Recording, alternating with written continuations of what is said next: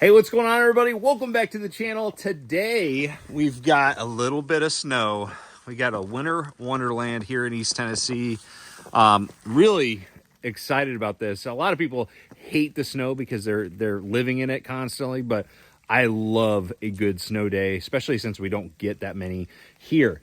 But the last couple of days, because we've got a not just snow. I'm not worried about snow, but the incredibly low temperatures that we're going to be seeing in the next few days for this area, at least.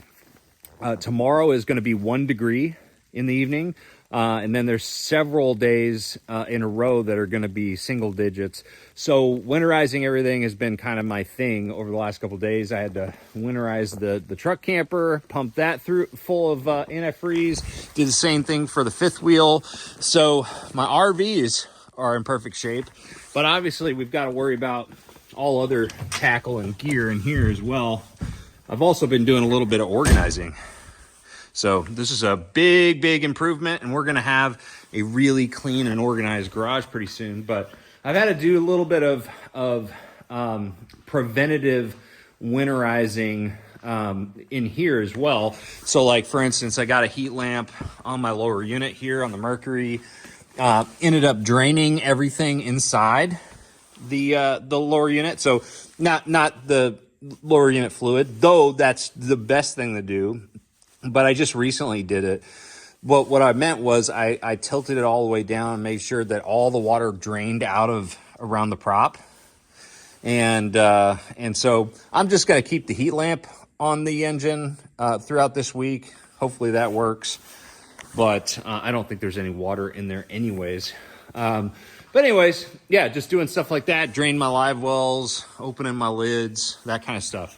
But the reason I wanted to do this video is because I had an instance about 8 or 9 years ago fishing a Bassmaster Open on the Harris chain where I had such tremendous gear failure, I guess is how we'll put it, that it ended up costing me what I felt was potentially a win at that Bassmaster Open. I've only had a few tournaments where I was sure that I was on the winning area or the winning pattern, and that was 100% one of them. I ended up, having this one really good area on Lake Griffin. In fact, I had 2 little areas, and I was doing something pretty special and getting a lot of big bites. So after practice, I was really stoked.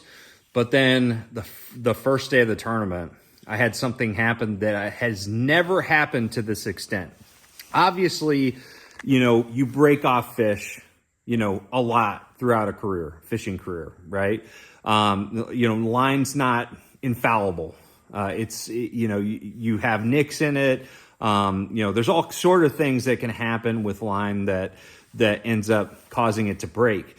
On this particular day, and this was before I started working with Seagar, I was using another brand, but that being said, I had not had any issues with this other brand. So this story isn't about that other brand failing me. This is about something completely different, outside of their control.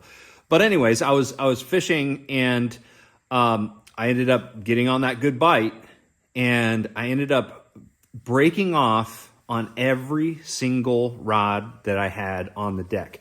I'm not talking about one type of line either. It wasn't just like a bunch of 50-pound braid broke or something like that.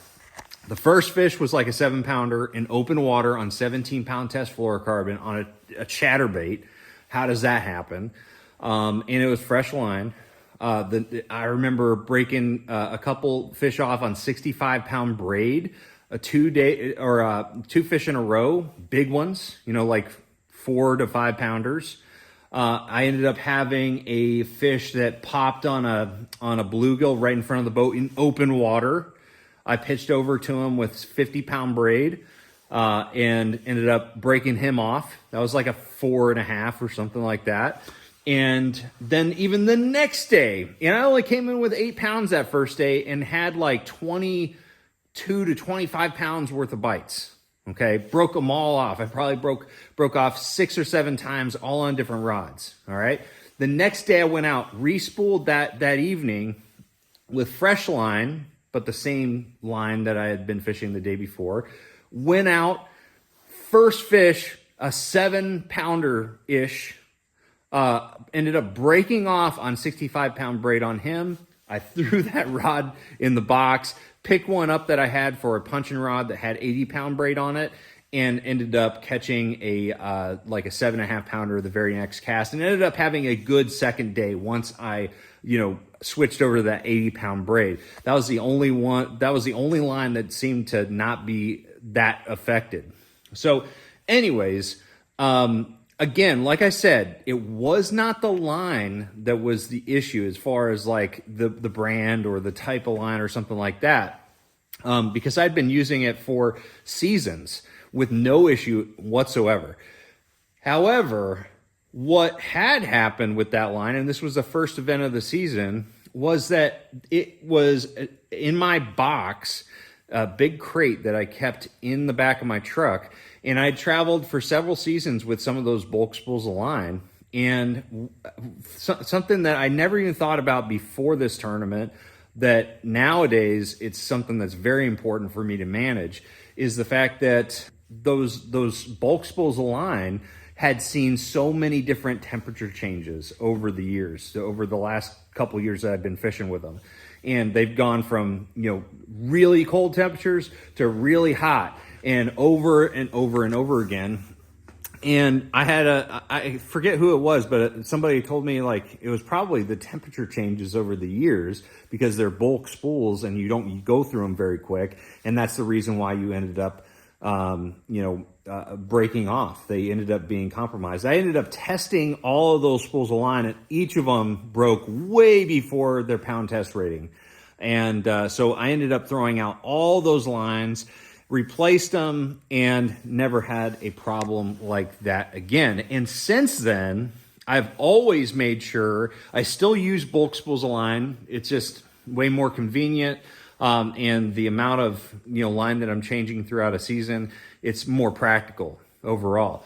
However, I manage my line a lot better. For instance, the other day when we were in the house, and I was looking at the forecast as far as the temperatures and everything, I said, Katie, remind me to bring in my line box. And she did. And so as soon as the temperatures started dropping below what is normal around here, I ended up bringing my line box, my bulk line box, into the house. So it's sitting in the living room right now, nice and cozy and warm.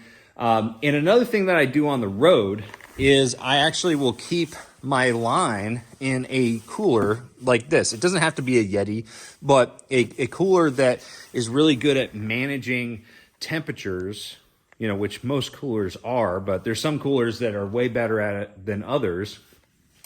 Keeping your line in a cooler is actually probably the best way to make sure that your line doesn't get compromised from drastic and dramatic temperature changes. So anyways, guys, that's kind of a PSA for you guys to remind you that your bulk spools of line cannot withstand dramatic temperature changes over and over and over again and still maintain their strength. Okay, so make sure that you take care of them. Make sure that they're not experiencing all those temperature changes, and they're going to do way better for you. So anyways, guys, don't make the same mistake as me. Just wanted to give you that tip. Other than that, I hope everybody's staying warm and everything is winterized. And I'm going to see you guys out on the water. Make sure you like, share, subscribe, and trust the process.